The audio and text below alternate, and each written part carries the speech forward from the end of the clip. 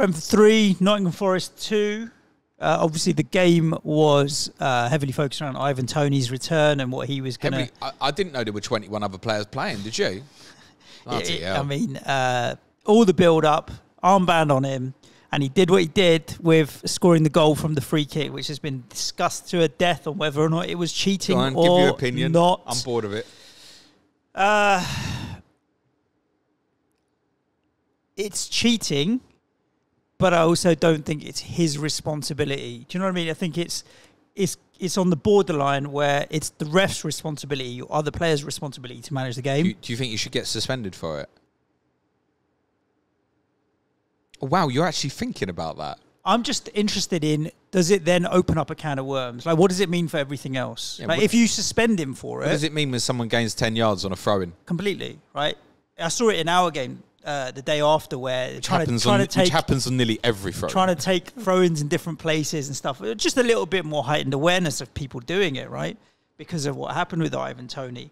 I don't think you can punish him because it opens up the most ridiculous can of worms for everything. Of course you can't punish him. And I think... Has he cheated? Yeah. Move on.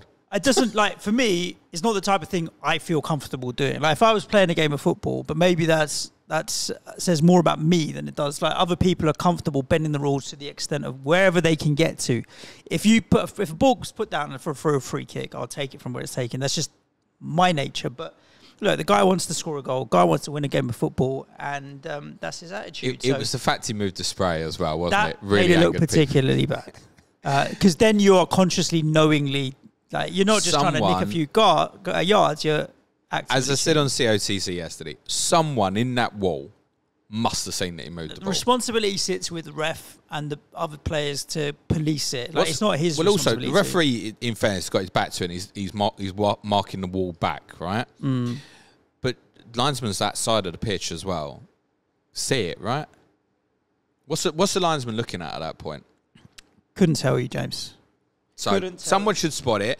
But do you think VAR should have intervened? VAR can't intervene on that by their own terminology and laws and rules. I think it's similar to like if a corner was taken slightly outside the quadrant, which I'm sure happens on occasions, VAR won't get involved. So it's kind of the same as that, right?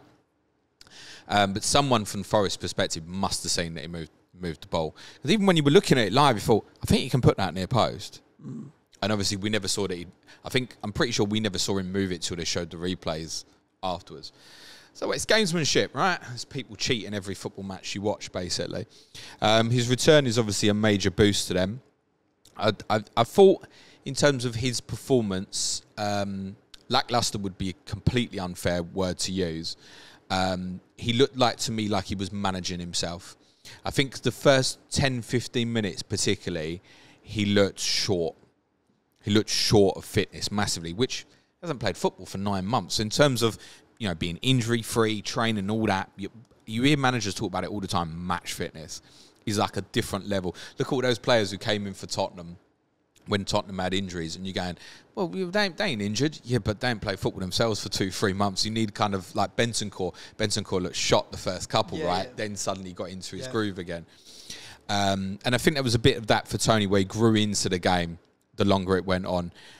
His creativity was kind of on show. He created a brilliant chance for Keane Lewis-Potter, but he himself, in open play opportunities, didn't particularly like he was going to score either. Did he only have one shot on target, I feel like? That was the free kick. That's probably correct, yeah.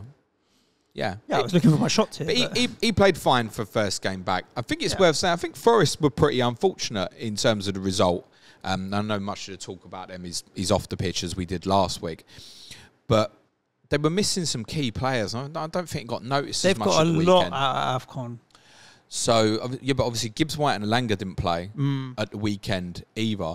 In terms of AFCON, Ivory Coast are on the borderline now because they lost unbelievably 4-0 at home to Equatorial Guinea yesterday.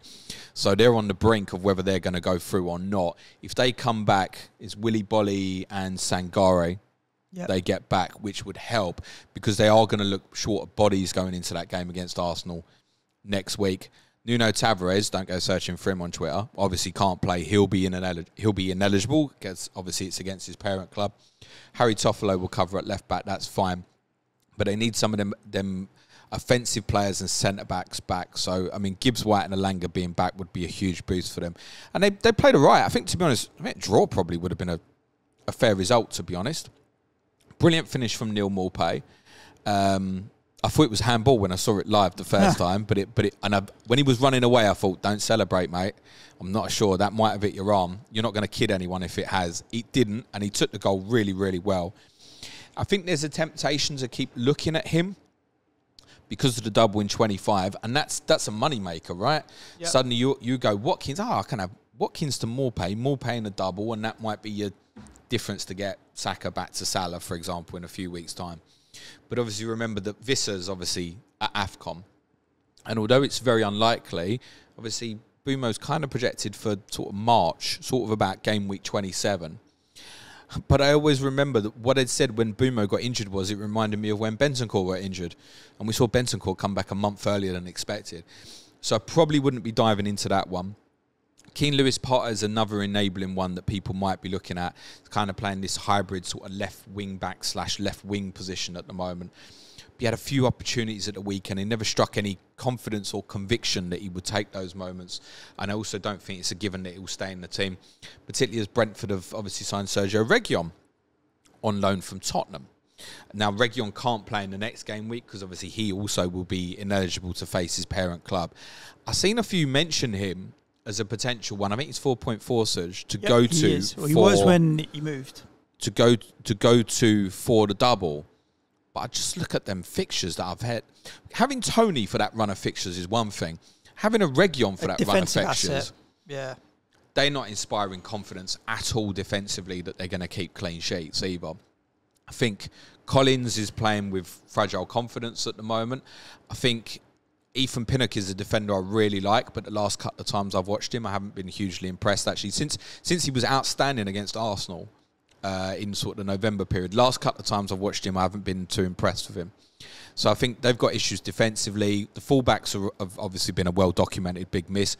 Reguilon coming in is going to help that. I think, as I said a couple of weeks ago, I think they're going to play a back three in the majority of the games now because they won't want to play with the likes of Reguilon or Roslev as fullbacks when they'll really look a little bit brittle defensively. It's worth saying Christian Norgard certainly helps them in terms of their structure, and he was a miss for them at the weekend as well. I think a draw probably would have been a fair result. Can't see me really looking at Brentford bar Toney, but it won't be now anyway. No.